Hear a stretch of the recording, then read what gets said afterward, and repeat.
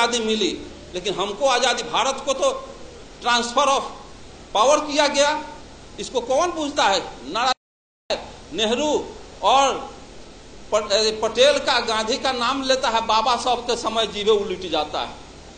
और ज्योतिराव फुले, इन लोगों का नाम नहीं। सारे स्कूल ब्राह्मणवादी, सिलेबस ब्राह्मणवादी।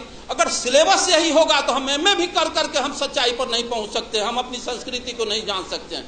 हे प्रभु आनंद दाता, ज्ञान मुझको लीजिए, दीजिए, हमको शरण में रखिए ये।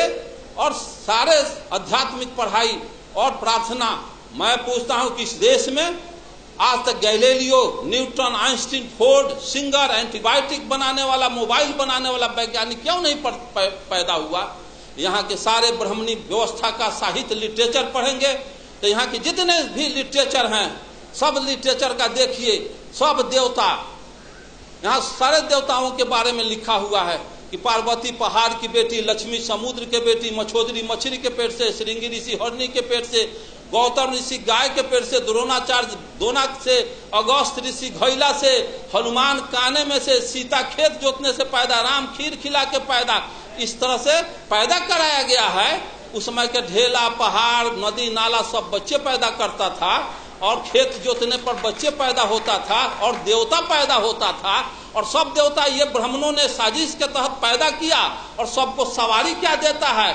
आदमी के धर, हाथी के मूड़ी, गणेश जी ओकर सवारी चूहा। अगर इंसान एगो चूहा पर ला धरे तो कचरा के मर जाएगा। और 3 क्विंटल का लोड आदमी का धर और हाथी का मूड़ी का लोड घींचे था एगो चूहा। उस देवता को तो उसको चूहा सवारी के जगह पर हीरो होंडा मारुति देना चाहिए। सारे देवताओं का देखिए नफासत और ढोंग और पाखंड, सारे देवी देवताओं का हथियार देखिए कि वर्षा ले ले, फरसा ले ले है, हनुमान गदा लिए हुए। हनुमान को तो परमाणु बम रखना चाहिए, AK-56-47 रखना चाहिए, राइफल रखना चाहिए, सारे देवी देवताओं का हथियार। और सवारी कोई बसहा पर बैठा है, और ये विश्वकर्मा को हाथी पर बैठाए हुए है। अगर विश्वकर्मा भगवान को बोकारो इस्पात प्लांट का सुपरविजन करके कहीं उसी दिन कांटी थर्मल का सुपरविजन करना पड़ जाएगा तो हाथी से आएगा कैद, उसको तो हेलीकॉप्टर रखना चाहिए। हाथी तो वहां प्राण निकल जाएगा वो 600 किलोमीटर अप एंड डाउन करने में। ये पाखंड हमारे समाज के मस्तिष्क में घुसा दिया, जिसका नतीजा आज भी मैं दावे के साथ कहता हूं, हमारे मैक्सिमम इसमें जो भी हमारे परिवार संघ के लोग आए हुए हैं, और हमारे लोग दुर्गा पूजा करते हैं। 10 गो 8 गो हाथ दुर्गा का, दुर्गा माई, और वो भौजी या माई, दुर्गा मर जाए, भौजी या बेटी केकरो ना, पत्नी केकरो ना, माई, सारे बाप कहेगा माई, दादा माई, बेटा ना माई, सब माइये कहेगा, और रिश्ता उसके साथ दूसरा किसी का नहीं है। अगर हमारे पास हमारी बेटी 2 हाथ से 3 हाथ की बेटी पैदा हो, 4 हाथ की बेटी पैदा हो, तो सोयरिये में हमारे पत्नी, हमारी माँ नट्टी जात के मुँह आ देगी। और 3-4 हाथ की अगर बच्ची आज समाज में पैदा हो तो सोयरिये में नट्टी जात के मुँह देने के लिए समाज तैयार है। और 10 हाथ के माँ या देवता कैसे हो जाएगा?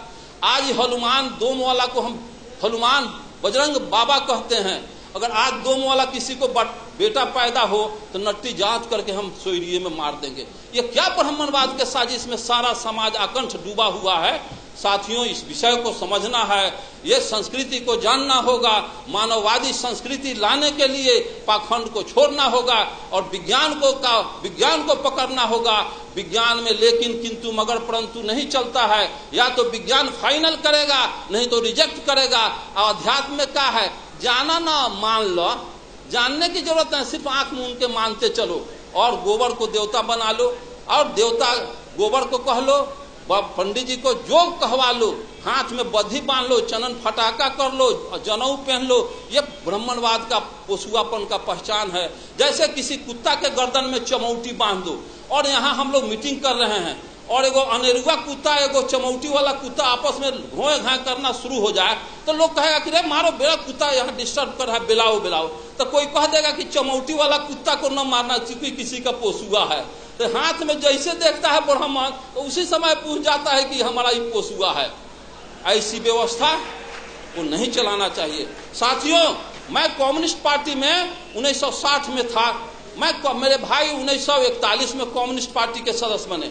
जब मैं एक दलित परिवार के चमार भाई के श्राद्ध में मैं गया तो श्राद्ध का भोज खाए, तो श्राद्ध का भोज खा लिए, तभी हम उसी गांव में है, तो हमारे गांव का उस गांव का मानजन आके मेरे गांव के मानजन को कह दिया कि डॉक्टर साहब का छोटा लड़का और उन चमार के यहाँ श्राद्ध का भोज खा रहा है।